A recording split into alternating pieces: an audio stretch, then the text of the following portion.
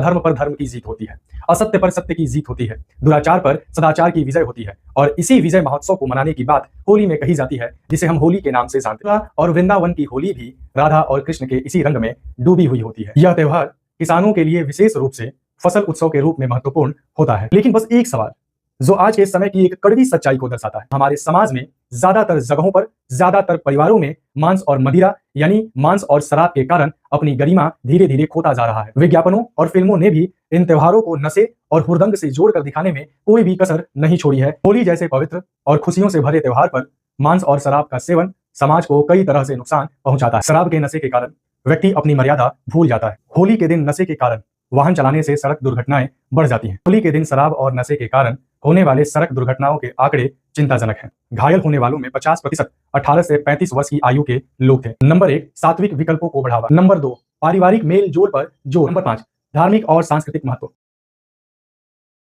जय हिंद दोस्तों। होली भारत के सबसे पुराने पर्वों में से एक है।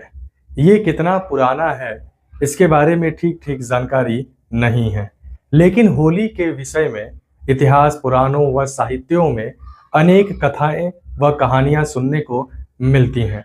इन कथाओं पर आधारित साहित्य और फिल्मों में बहुत कुछ कहने का प्रयास किया जाता है, लेकिन इसके बावजूद और इन सब में एक बात समान होती है। इसमें एक समानता पाया जाता है, और वो समानता ये है कि अधर्म पर धर्म की जीत होती है, असत्य पर सत्य की जीत होती है, दुराचार पर सदाचार की विजय होती है। और इसी विजय महोत्सव को मनाने की बात होली में कही जाती है, जिसे हम होली के नाम से जानते हैं। होली का त्योहार राधा और कृष्ण के पावन प्रेम कहानी से जुड़ा हुआ है। बसंत के सुंदर मौसम में एक दूसरे पर रंग डालना उनकी लीला का एक अंग माना गया है। मथुरा और वृंदावन की होली भी राधा और कृष्ण के इसी रंग में डूबी हुई होती है। यह त्योहार किसानों के लिए विशेष रूप से फसल उत्सव के रूप में महत्वपूर्ण होता है।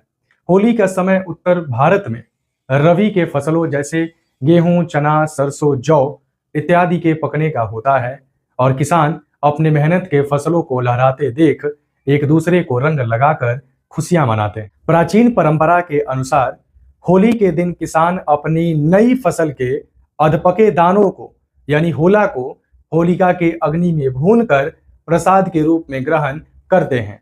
इसे नवान भी कहा जाता है, जिसका अर्थ नया अन्न या नया अनाज होता है। होली का जश्न जो एक दूसरे पर रंग डालकर हम मनाते हैं, इन पारंपरिक व्यंजनों के बिना अधूरा सा लगता है।